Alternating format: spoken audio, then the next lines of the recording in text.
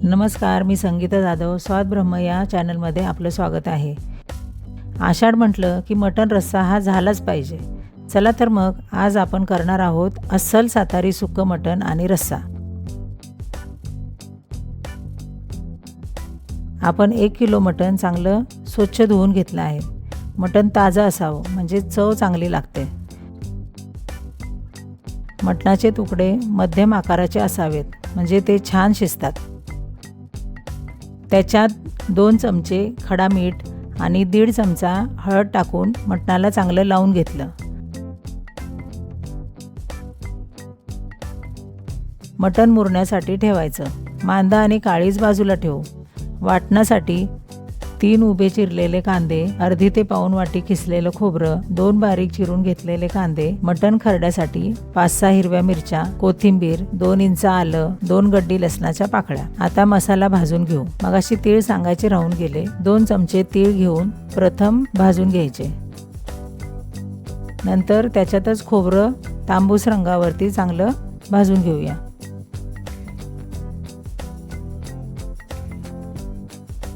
आता थोडं तेल टाकून उभा चिरलेला कांदा तांबूस रंगावरती चांगला भाजून घ्यायचा.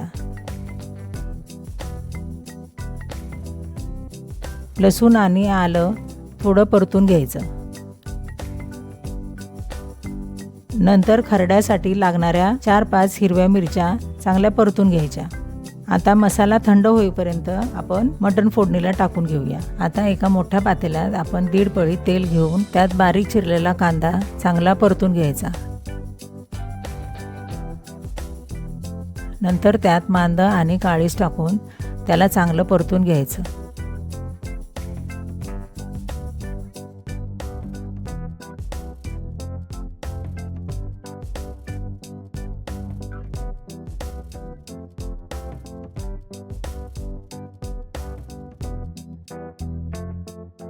हळद मीठ लावलेलं मटण पातेल्यात टाकून चांगलं मिसळून घेऊ.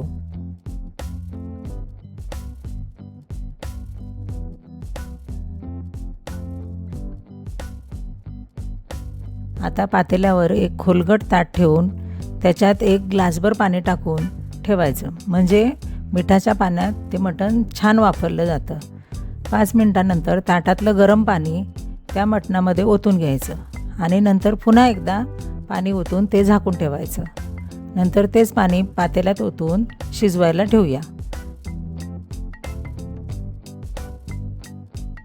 आणि रश्श्याला लागेल एवढं गरम पाणी आपण ओतून घेतलं आहे. आता मटण छान शिजलं आहे.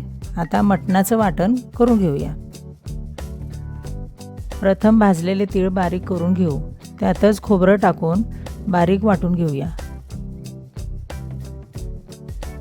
नंतर कांदा, लसूण, आलं, थोडी कोथिंबीर बारीक वाटून घ्यायची.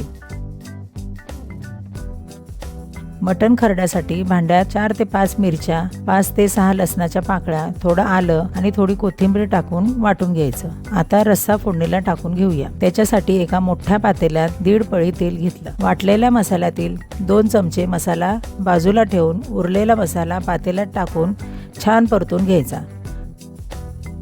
नंतर त्याच्यात 2 चमचे घरची चटणी टाकून छान तेल सुटेपर्यंत परतून घ्यायचं.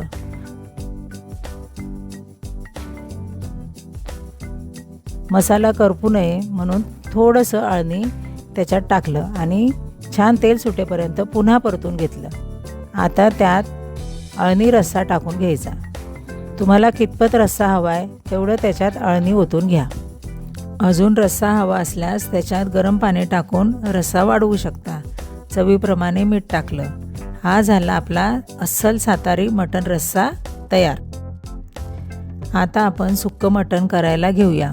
कढईमध्ये 1 छोटी पळी तेल घेतलं. त्यात 1 मध्यम आकाराचा बारीक चिरलेला कांदा टाकून तेलात छान परतून घ्यायचा. नंतर आपण केलेलं वाटण 2 चमचे टाकून छान परतून घ्यायचं.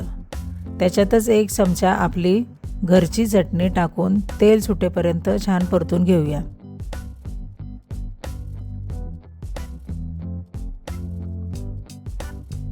नंतर त्याच्यात मटण टाकून घेऊ आणि छान मसाल्यात परतून घ्यायचं.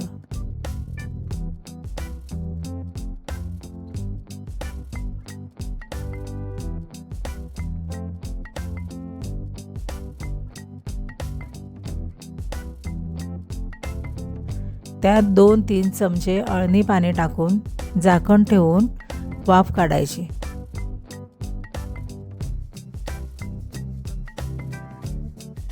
झालं, तयार आहे सुक्कं मटण.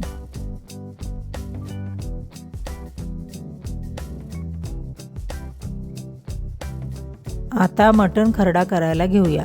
प्रथम कढईमध्ये 1 चमचा तेल घेऊन त्यात हिरव्या मिरचीचे वाटण चांगलं परतून घ्यायचं. यात आपण कांदा लसणाचं वाटण केलेलं ते जरी 1 चमचा टाकलं तरी चालतं आणि छान परतून घ्यायचं. आणि नंतर त्याच्यात मटण आणि 2-3 चमचे अळणी टाकून छान परतून घ्यायचं. यालाही एक वाफ काढून घ्यायची.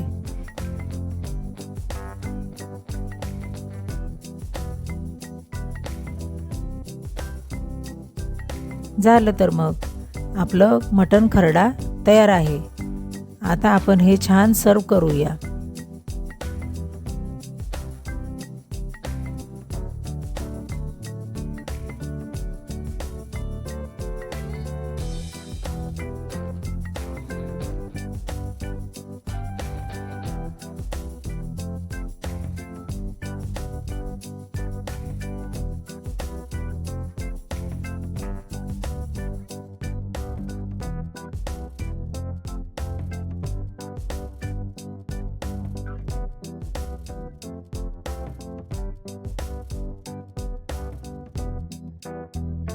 तर मंडळी, आपलं अस्सल सातारी सुक्कं मटण खरडा आणि रस्सा तयार झाला आहे. मग पाहुणं, कवा करताय नियोजन? श्रावण सुरू होतोय तेव्हा नियोजन लवकर लावा आणि मला बी कळवा. आणि हो, हे आपलं अस्सल सातारी मटण कसं झालं आहे ते कळवायला विसरू नका. आणि आपल्या स्वाद ब्रह्म चॅनलला लाईक, शेअर आणि सबस्क्राईब करा. धन्यवाद.